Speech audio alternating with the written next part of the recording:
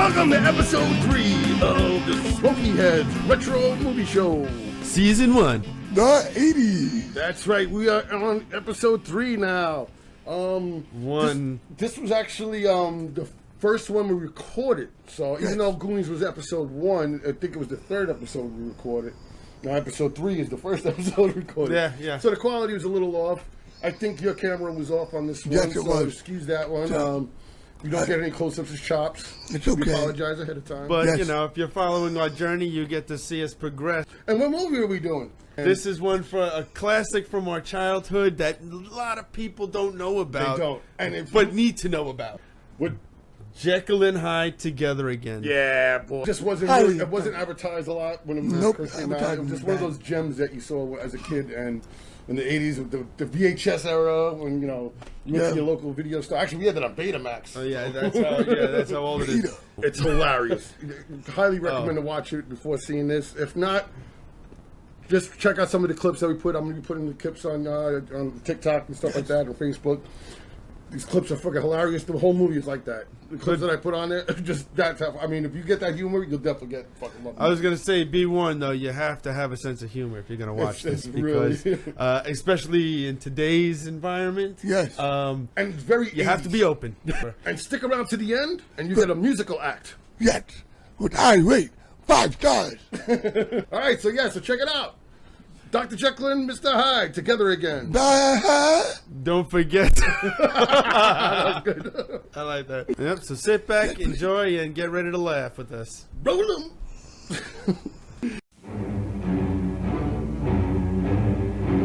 All I can tell you is that something unexpected and horrible is happening to me. I change into another person, an animal. Dr. Jekyll? Yes, I am Dr. Jekyll. It's Jekyll and Hyde, Together Again. The comedy that examines modern living through chemistry. Rated R. Yeah, I could still, do the lines, I could rewrite the script. If we're in the apocalypse, I'm going to become a writer. Right. With all the Just rewrite all the scripts I movies. remember. Yeah, exactly. I can't wait to rewrite Star Wars. I'm gonna make $1,000 off of it. There's a movie that did that. Jack Black. That they were telling stories. No. No. It was like an apocalyptic movie, and they were telling stories, and they did Star Wars. Yes. Shit. That's gonna kill me now. If you know the movie, put it in the comments. Yes, There you please do. And don't forget to hit that like the subscribe button. Yes, and don't forget to subscribe. All right, for our second movie, this is more of a cult classic. We had to pull it out. We were talking about it. I had to pull out the DVD. Now we had this on Betamax. Yeah. Betamax. That's how far we date. Another one we were allowed to watch 50 million times. Yes, and that's because my father edited. My father had a thing where he would edit all the nudity. But there was no nudity in there. Yes, it was. Oh, yes, there was. It was. Yeah. I don't even remember that. I just watched it. All right, so the movie is. Oh, I almost got the wrong one. Jekyll and Hyde Together Again. Yeah, I was just watching Robin Hood Men in Tights, and that's what made me think about this movie. I was like, that's what happened. We were talking about. Yes, we were talking about Mark Blankfield. We'll get to the cast in a second. And like I said, this was a staple in the house. We watched this all the fucking time. So this is not a Screen Factory. This is actually a bare bones DVD, which they need to put out a Blu-ray of. Screen Factory, I'm asking you, please, collector's edition. There's not enough info about this movie. That's definitely true. And I tell you, like for an obscure movie, it's got a 72% rating. I was looking at the reviews on Rotten IMDb. Tomatoes. Yeah, and IMDb too. A lot of people are like loving it. Like 10 stars, 9 out of 10. Yeah. What the fuck, man? I cannot read it. Oh, you try to read that. God. There we go. Now See, that's why I know. Like, I got the context on. No, next time I'll take my glasses off to begin with, so it doesn't make it look like. Light down here. It's so know, bad. it says the movie that made Robert Louis Stevenson spin in his grave. Mark Blankfield delivers his manic turn as both Jekyll and Hyde in a farce. A little more.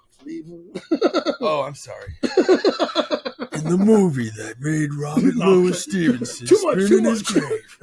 You went to 11. It's not the only number I have on my repertoire, So where was I at now? We'll start it all over. We'll edit it. Okay.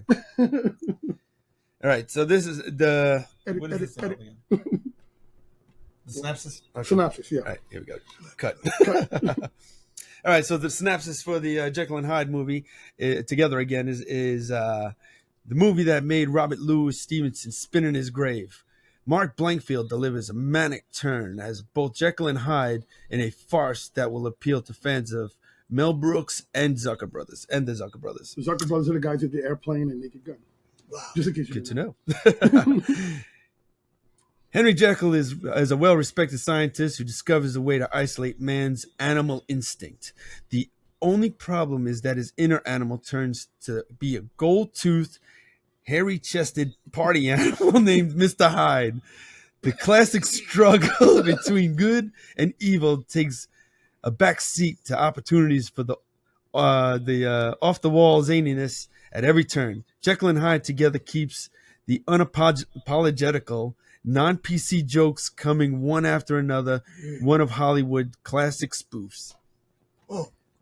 We got through it. Yeah, it was tough to read though, right? The way like the writing is, it's like dark, like light green over dark green. Yeah. The contrast was just not. I can see from here. That was rough. We know for next time. All right, good job, Jay. Thanks a lot for that. All right, let's go for the you have numbers on this one. That's as much as the hard and difficult to write. I thought it would be, man. Good for you, bro. That's why we got you here.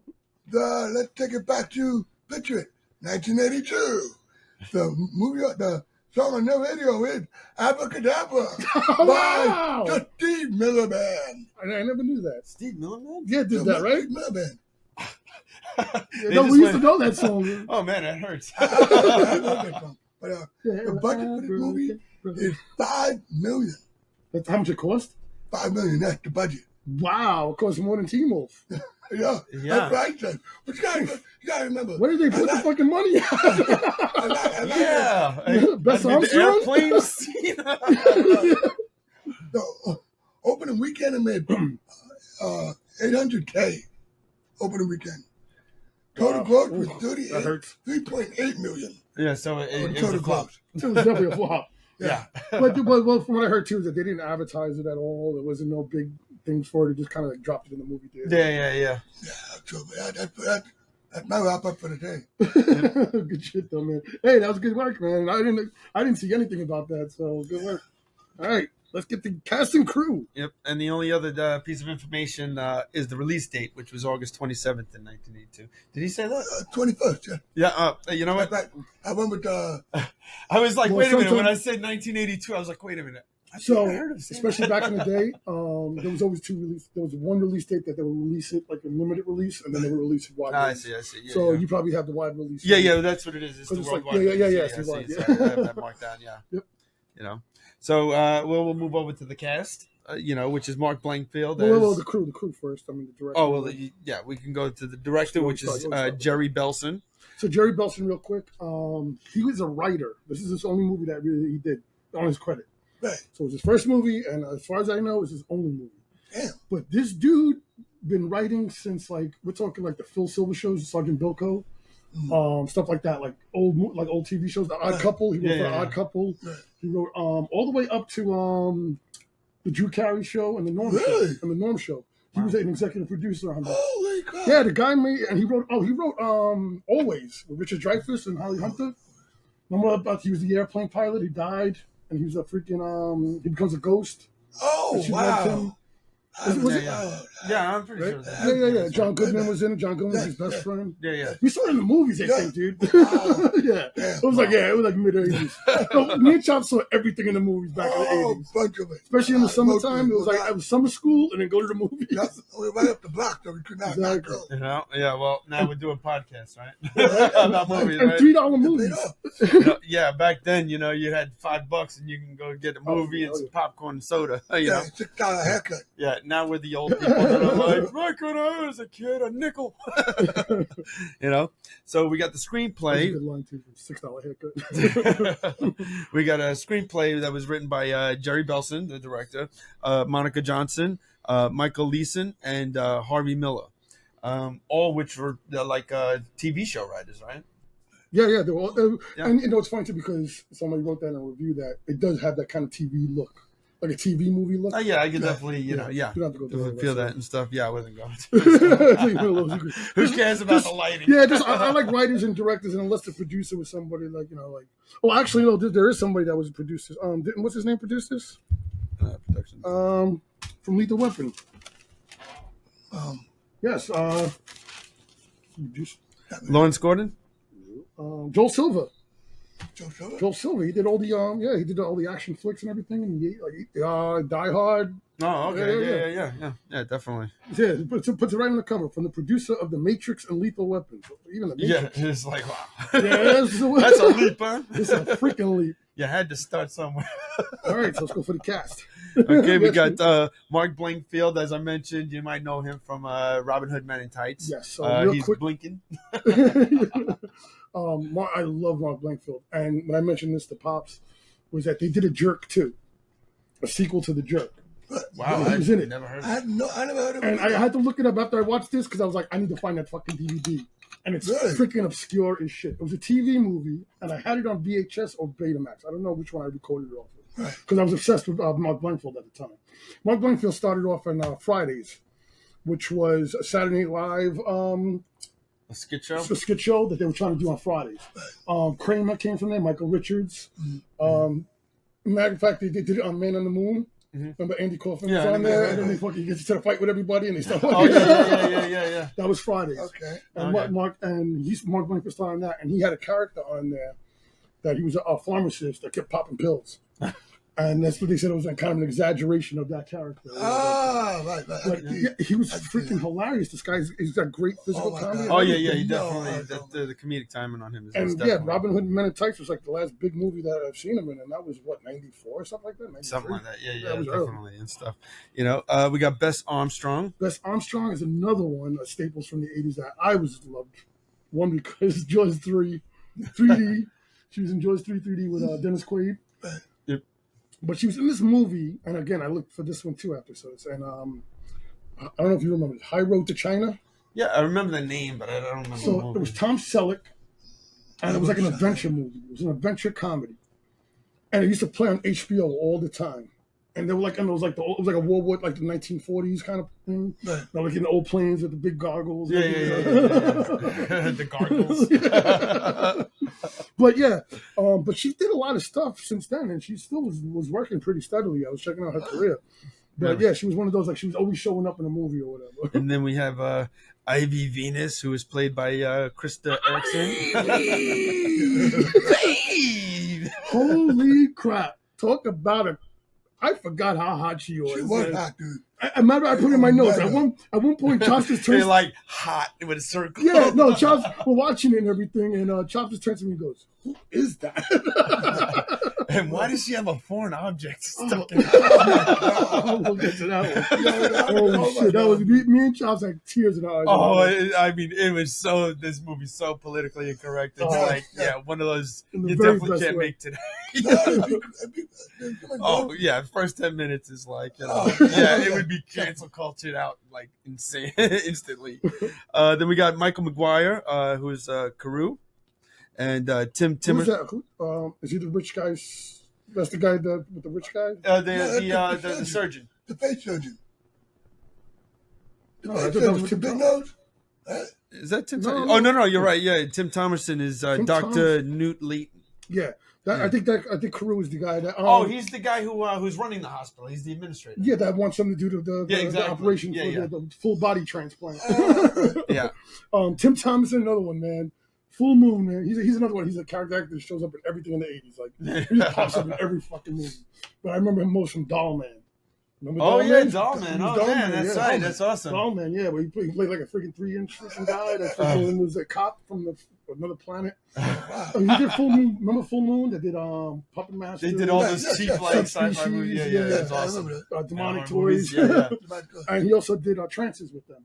Trances was another good one. Trances, I think they did like 4 of them, 4 or 5 of them. Oh yeah. I remember. Yeah, it was like every time you went to the movie store, it was Pops loved them. There's another one. Pops was always like, well, they never went to the movie. They were always straight to video. No. I'm saying the video store. Oh yeah. When you go in there, you're like walking past all the things. I'm sorry. I might have. I don't know. I do a lot of drugs. But we got Peter Brokaw, as Hubert House, the old man. That's really? Yeah, I didn't even look at his name. Balls. I need balls. Peanuts. Yeah, right. And that's what we got for the cast. Yeah, I mean, right off the bat, they're doing an operation. Right. And you got the girl with the big tits. Right. With the lipstick. And does everybody know who that is? I know now. We had a conversation. No, I'm not. But I couldn't even find that when I was trying to research it. I could not find anything that said Cassandra Peterson, also known as Elvira. What? Which explains the lipstick. That's great. That's going on the TikTok. That's a good one, dude.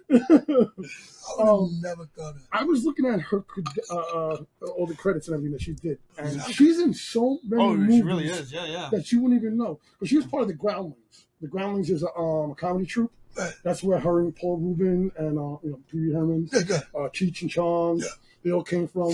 Phil Hartman. Mm-hmm. That's why they're always in each other's movies and everything. Yeah. So that's why Pee Wee Herman always shows up on Cheech and Chong movies. Hamburger Man. Elvira's in there too. I was like, oh shit, I didn't even know she's in Pee Wee Herman with the biker bar.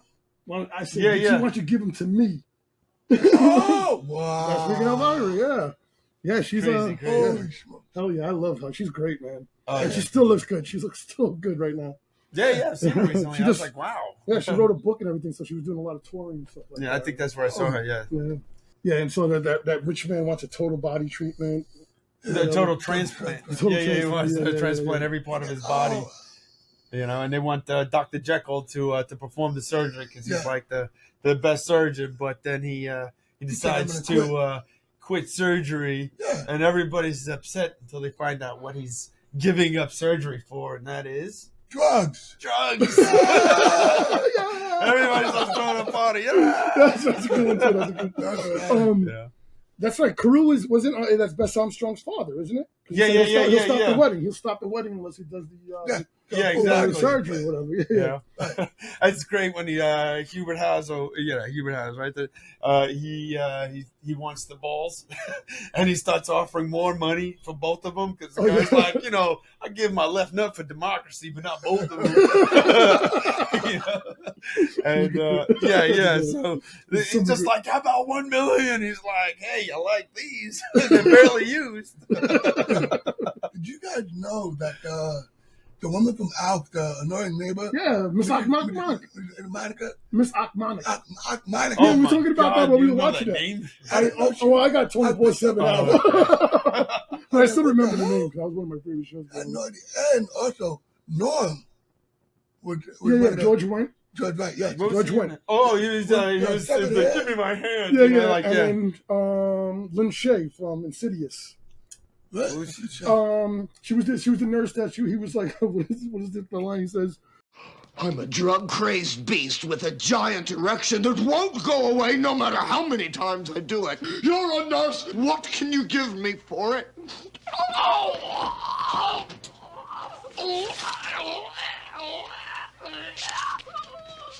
I can give you $60 and my wedding ring. That's the girl from in Kingpin. She played the landlord. Yeah.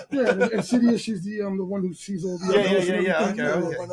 I didn't even realize. Yeah, because you were trying to talk about it, and I was like, "No, dude, I'm telling you, it's the girl from." Yeah, I didn't even realize that was her. That's awesome. Wow. Yeah. So then he meets. Yeah. Then we get to the foreign object part. Now who is it? Doctor, there's a young woman in emergency. I can't find Dr. Lucas, who's supposed to be on duty. All right. What's the problem? She seems to have a foreign object lodged in her vagina.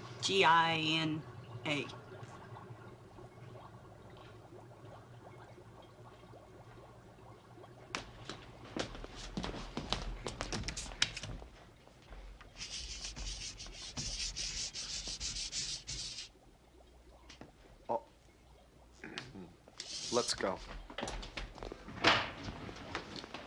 Come on, let's get this shit over with. Where's the foreign object?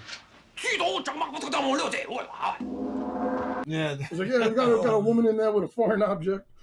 And I mean, even when he pops up, the Chinese guy pops up. The Japanese dude. Japanese, I'm sorry. The gong comes up. Yeah. No, well, yeah, it's like a gong, and it's like. Everything was about because it was very Japanese. Like everybody in the movie was Japanese. Yes. It was like a Japanese restaurant. It was Japanese. Oh yeah, Madame Wu. All the name. Where you get some chicken sushi. I said hi. Give me some chicken sushi. Chicken sushi? Ay, bakayaro. Ay, bakayaro. Bakayaro.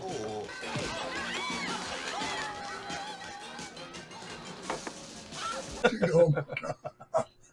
Yeah, so what you go? He finally turns it to Hyde. Yep. He makes the thing and turns it to cocaine, which was a big drug in the 80s. Kids. Was it cocaine? What? Was it cocaine or was it like a special mixture? So when I read, own... they said it was supposed to be cocaine. Okay. It was a metaphor for cocaine. Well, because he moves the magnifying glass over and it's all got these like crazy because sparkles. it's his own thing, but it was a that's what I'm saying. Yeah. 80s was cocaine. Yeah. With a big. Eric Clapton wrote a song about it. Want to hear it? Goes like this. It was totally supposed to be a metaphor. And everything in this movie is fucking like 80s excessiveness. Oh yeah, absolutely. Disco king. I mean, he becomes a disco king. Yeah, the razor blade like comes out of his skin. So they're doing like the old like werewolf transformation movies.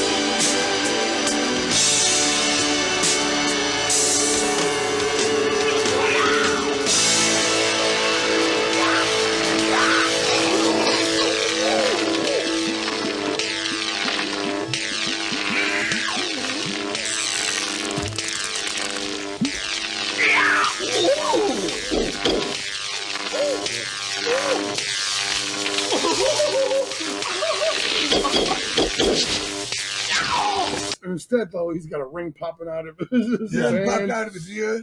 Hair growing on his chest. His collar opens up. Yeah. Folds up like folds up like a nice freaking butterfly collar. Oh, yeah. We actually had a godfather that we actually used to be like, oh, my God, that was him. His hair gets all big and spiky. Oh, yeah. He's like, eyebrows.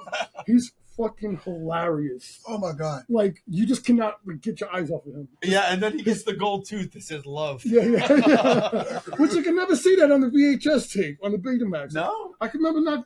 I always knew it said love on it. I remember that. Maybe when we upgraded from Beta to VHS. Yeah, they probably mixed it up and like, all right, I put that in there. Yeah, so he goes to Madame Wu's.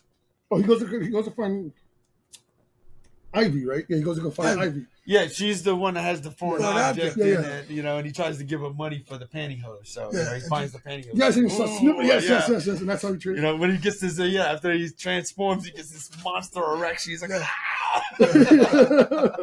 yeah, and then when he finds the thing, he's like, oh yeah, I'm gonna go find Ivy. And good because you talk about the animal instinct, right? And when he's looking for her, he's smelling all that. Yeah. When he gets on the freaking banister, he starts like shaking his like a cat. Like a monkey or like a cat, like a honey cat. I don't know why I'm doing that. You ain't saying nothing. he meets freaking Ivy. They go fuck whatever. I'm sorry, go coital. Coitus. Coitus. This is what I was talking to Jason about yesterday when they wake up and he's like, not to wake up, but she goes, "What's your name?" Say good night. Say good night.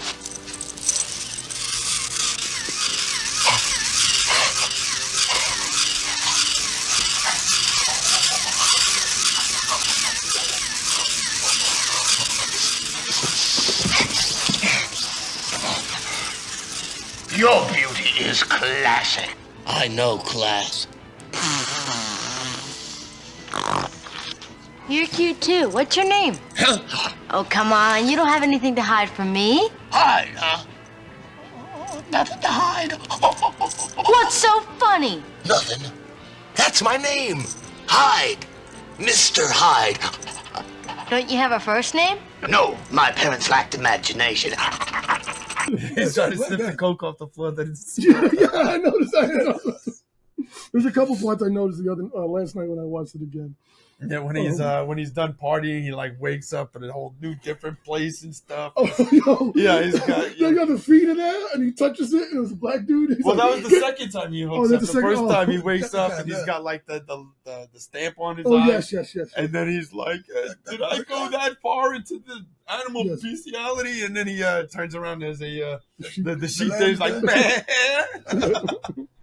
That's great. And when he first had sex with I'm gonna say boo. When he first had sex with Ivy, she goes, "No more wire hangers." No more wire hangers. Yes. That was great. So the second time, because then he goes to find it. He goes to the poker room. That's when he does the Pearl Harbor, buddy. Yeah. Because first he realizes that he can't do it anymore. He tries to throw the stuff away. I gotta put that because that's what isn't that the chicken sushi part? Yes. No, that's the first time he goes to Madame Woo Woo's. He's just watching her, and he's like, Well, I mean, but we're not doing this in order again. Not like the old piece. So we're just talking about jokes in the movie. We're just joking around. We're moving around. But because he does the hi. I said hi. And it's crazy because the song is the main chorus is hi. Guys love that. They're like hi.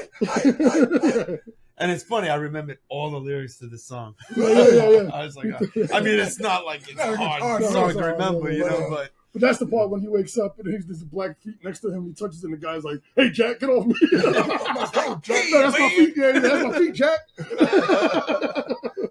Another one. Nobody even said Jack that much. Yeah. Well, then he decides he needs the money, to buy more drugs. So he decides to do the surgery, right? Oh, no. He decides he wants to do the surgery because he can't be hired anymore. Like he's got to straighten it up and do it. Is that when he's trying to throw out the drugs and everything? And he's like, "I can't put the ocean. I got to think about the ocean." Yeah. Well, And then he couldn't. Yeah. But then he goes and remember he breaks into his girlfriend, his fiance's house, and he wants to make love to her, and that's when the administrator comes in and he's like, "I'll fucking shoot you. You're trying to ravage my daughter." He's like, "But I'm gonna do the surgery." He's like, "Oh, fuck your brains out." So he's hanging. That's the part where he jumps out the thing. He's hanging from the thing. Yeah. Oh. No. He's got a good story. Two midgets on the Yeah, banister. that's what I was gonna say. No, you can't call them midgets no more. I just did that. They're called jackos. No, but you got to call them little people. Right? Is that the correct word? I don't know if that's little even people. correct. Sorry. We're gonna get canceled. The first fucking episode. Okay, on they're dressed up in jockey uniforms. Yep. Now, back in the day, there was little statues that were put outside people's houses, and it was for the slaves when they were escaped, and they were pointed toward the North Star, which they called them drinking gourds. They said drinking gourds would be code word for the North Star to go that way, so they would know to go toward the river, so they could be freed and not get caught. Mm-hmm. Now it was very racist because. And there was a thing about that recently. I was going to talk about that. That was the one with they had the white mouths. No, I know. And they were on the lawns. Or whatever. I've seen it before, and I've also seen it painted like that before. I'm just like, but it's that's what the joke is supposed to be. Is that I got it. I knew that. And they were like, "Oh, there's a guy up on the ledge. Is he white? Yeah. Let him fall. That's Let him fall. They didn't give a crap. Yeah, right. Now, also, they would tie ribbons around the arms. Green meant it was safe. The red one meant keep going. You're almost there to the freedom, which is a very interesting concept. Yeah, really good. That's really cool. Good shit, Chops. You're doing your freaking history. You're learning history today. That's what we do here at 80s Podcast. So he goes to go see. Let's just jump now to when he goes to go see it again. I freaking somehow missed this part, but when I saw this shit last night, I freaking died. When he steals the car, and the girl goes, "Rape, rape." He goes, "Later, if I have the time." That was hilarious. Holy shit! I was like, that was so fucking like the timing of it was the way he said it was just fucking perfect. I was like, that is fucking. That's it. That like right there. Yeah. There's a lot of those little quips and stuff like that throughout that movie that you got to catch. And again, fucking Mark Blankfield, man. I mean, up there, like where'd you go, Mark? Come back. We need you. And that was one of those things too. Like you watched it as a kid and you didn't get some of the jokes. Oh, and stuff, sexual and jokes. That's pretty funny. You know, but it surprised me how many jokes we did get. Yeah. I was like, oh, that's messed up, and we did know it. Yeah. We knew that. No, you know, not to the extent, but we knew kind of the sexual jokes weren't as funny because it was like, okay, you know, we kind of knew what he was talking about, but we didn't really know. You know what I mean? So they go through the whole thing where now he goes to London. Yeah, to go get the award. He needs the money. Was it the pool putzer or the putzer pool? Pool putzer. It's supposed to be instead of Pulitzer. Yeah, it's supposed to be a joke on it. Yeah. Pulitzer, it's a pool putzer. Oh, what is a pool putzer? You don't know what a putzer is? No, I do not. You know, the lipstick. You got me there, guys. All right. Not only do you learn history, you learn sex education. A putz, you know, ever heard that? Yeah, putz. Yeah, I mean that's what they used to call it. I never knew that's what a putz meant. That was something that when we were kids. I mean, like in junior high. That we didn't understand. Pulling on your putz. Hey, what are you doing there? Pulling on your putz. Word. That's what I'm saying. You know, but yeah, so he goes to London. I educate you too. Because this is what I do. I educate on 80s lingo. We should have something like, we'll have like fucking like translations. Yeah. Like 80s words. Like, what's Jack? A lexicon. Who is Jack? There was no Jack in the whole movie.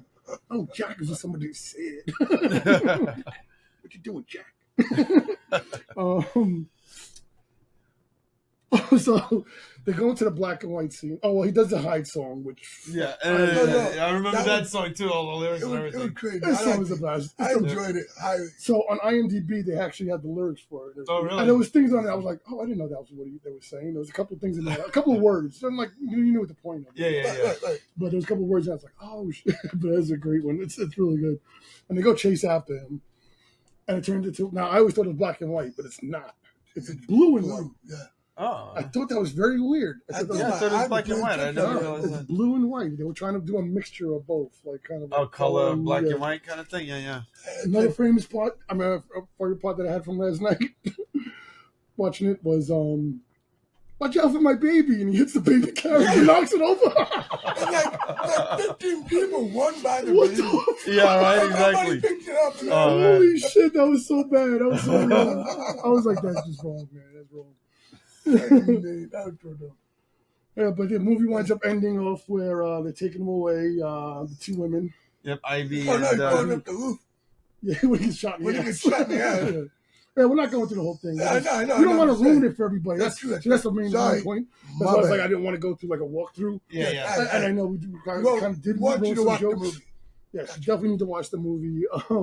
We will be showing some clips on our TikTok channel and our YouTube. You can subscribe, like you said. But anyway, let's just finish the movie off. That was the thing too. Orgasm 20 times. She was like, I orgasmed 20 times. She was like, what the? Well, you don't know how long that was going on. You know what I'm saying? Because it looked like it was a couple of days later he woke up. I don't know, man. 20 times is a lot. I think that was an overnight thing. Well, have you ever tried wire hangers? You're fighting for it. Well, 20 times is possible in a month's time. No, it's a figure comedy. They did it overnight. I can prove that mathematically. And the movie ends with Robert Louis Stevenson rolling in his grave, spinning in his grave. He's like, you ruined you ruined my movie, my story, whatever. All right, we're gonna go into the reviews. Chopper, let's start you off. Daddy, I gotta give this 5 chicken sushi. Wow. 5 chicken sushi. And I saw it twice. The first time I gave it 3 because I was highly intoxicated. Yes, you was zooted. I'm sorry. You should have told me you were a beginner. Yeah, that was funny. And I was the opposite. And usually it's different. It's opposite. I was giggling like a motherfucker. Again, I was dying. That's why we watched it again last night. Because I was a little intoxicated the last time we saw it. That's my rating. 5 chicken. 5, man. 5 straight up. I mean, that's like the highest shit, man. Yeah, man. That means, wow, man, like you'll trade your baby for it. As long as somebody picks it up and doesn't keep running by it. What about you, Jay? I'm gonna have to give it a 4 chicken sushis. And I would say that because can you do it like him? 4 chicken sushis. If you don't get the chicken sushi reference, watch the movie and watch the clip that we'll send. There you go. And I would say that I gave it the 4 chicken sushis because I love the politically incorrect. I'm one that I will say something racist in front of friends because they know I'm not racist. Exactly. Because I think it's funny because it's almost like David Chappelle said. It's like, you ever heard something that was just so racist that you're just like, damn, that was racist. You took a minute to process. It was like I told my manager too. I said, because he went to say a joke one time and I said, listen, if you have to turn around and make sure nobody's looking, it's fucking racist. But no, it goes also back to like the Mel Brooks, Blazing Saddles kind of stuff. So it's not just, that. I think Blazing Saddle is worse than this one. Oh, I think so. I mean, it's definitely N-word censored. Jump over, man. They use a lot of slang words. This one, it attacked everybody. It doesn't matter what nationality you got it. Exactly. Whereas, I think Blazing Saddles, focused more on, being inappropriate towards black people. Yes. So, I remember there's also, Blazing Saddles was also written by Richard Pryor. Yeah, exactly. So, I mean, well, he was the inventor of the N-word.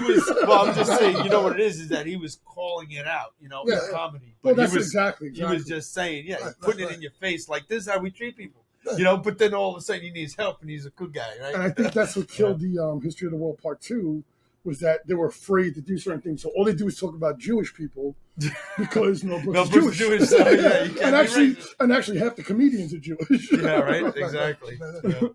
I'm going to agree with you, Jay. 4 chicken sushi. I'm going to give 4 chicken sushi. 5 is rough, because 5, like I said, 5 is like Die Hard, Goonies, you know what I mean? 5, and originally it was a 3.52, and then watching it again last night, I was like, I watched it 3 times in a month, and I freaking laughed. And many times as we've seen it as a kid. Yeah, exactly, and I remember another one, I knew it line for line. Yeah, he said that, and I was like, I just haven't sat down and watched it in so long, and I fucking laughed my ass off, and I mean, like it's Mark Blankfield, man. God damn, give it up to him. God, Mark Blankfield. Golf clap. Come back, Mark. We need you. We need you to be the next Brendan Fraser. Now, I just want you to be a little bit more responsible with your ratings, because people trust us. Yes. Okay? And if I give something a 5, that means everybody on this planet needs to love it. But he's like, I'm giving everybody. And he's new. He's new to the No. He's like, yeah, no. No, but what I mean is that you're new to criticizing movies like that. Like, you enjoy movies as it is. Exactly. You're just a movie enjoyer. Exactly. Right. Me and Jason, we'll see a movie and then we'll have a 20-minute conversation about the movie we just saw. Right. We've been doing this since we were kids. Yeah, right, exactly. And you're just, you come in and you're like, oh, that was dope. That was dope. We're talking about the cinematography and stuff and the lighting, and he's like, yeah, you see they shot that gun? So when you think of Chops' rating, you got to go more about entertainment value. And that's what it was. That was Chop. That was your entertainment value. It was a 5, and I respect that. I definitely respect that. You gotta respect their entertainment value. You gotta respect the values. When I told you guys when you were younger, I didn't get it, and I didn't like it as much, and I didn't watch it as many times. Yeah. Well, That's another thing too. Yeah, well, it was also the household we lived in. Yeah, Exactly. I barely got movies. You didn't really have TV in your house. I mean, you had a TV. I had a TV. Your mother didn't promote you watching it. You're like that. You know, like our father was like, shut up and get on the TV. Yeah, put another movie on, keep the kids quiet. That's why I would go. We always had a collection because my pops would, sorry, pops, to rat it out. But he used to record all the VHS movies that we would. It says the statute. Statute of limitation, yeah, it was 30 years ago. So you can't get them now. But we had that whole library of movies. But when me and him got into a movie, that was it. We ran it. We ran the show. I remember when we went to Creep Show. It was for one day, and we watched it 3 times in a row, like one after the other. Wow. We gave it back. The tape was worn out. It just came out. All right, guys, man, that was a great first show. I hope everybody enjoyed it. Time, guys. I'm glad you did. I hope you had a great time as well. And thanks for sticking with us. Next time, Chops is gonna sit in a swing and sing Magic Garden. Make sure you did. See ya. Hope you have a good time. Goodbye. And that is it for our podcast. All right, 73 minutes. All right, we could probably cut it down to about an hour. All right, thanks a lot, all right, everyone. thank you, everybody. See you next time. Don't forget to subscribe. And now we're going to move on to the musical portion of our show. Hit it, Sam! Come on. Let's see. 1, 2, 3, 4! Damn, Sam! You have to go!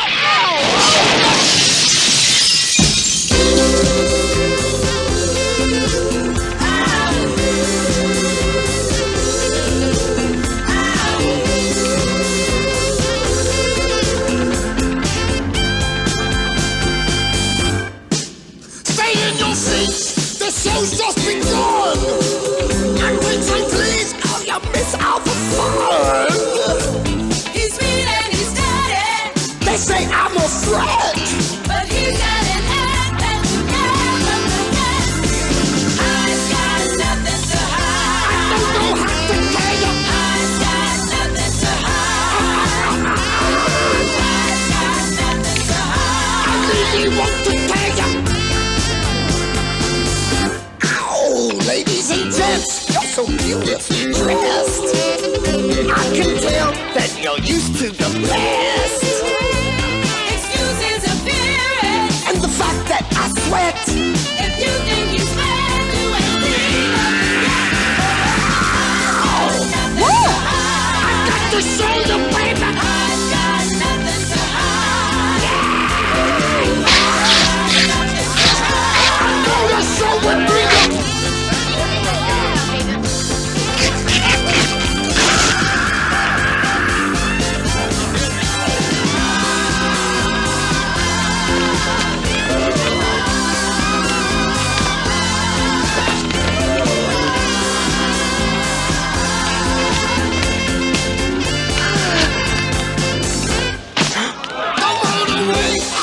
Only begun. Don't hide your eyes or you'll miss out the fun. Some follow their hearts. I'll follow my nose. Some put on eggs. I think I'm my clothes. I've got nothing to hide. No! Show your